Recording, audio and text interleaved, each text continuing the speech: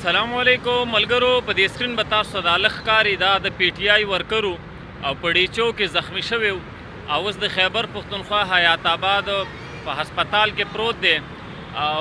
د غریب د حالت زار تاسو ګوري او بیا د خبرې واوري او د پیغام واوري چې د کوم خلکو د پاره دا تلیو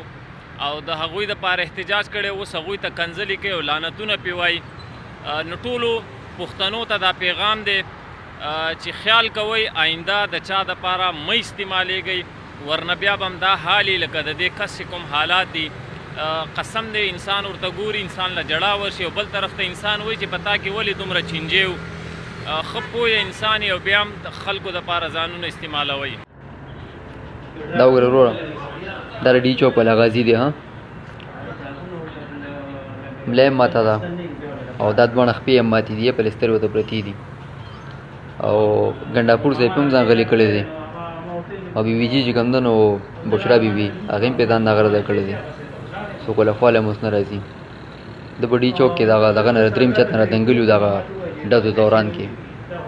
د اپرېشن خو یې شوي دي د ملا هغه د چهارشنبې په ورځ باندې او اوس دا دې روان دي دغه ته ارتوپیډک ته روان دي د دې خپو د علاج دپاره او غریب هم دغه شانتې کې بېیار او مددګار پروت وي څوک یې تپوس هم نه کوي. دا لوښي دی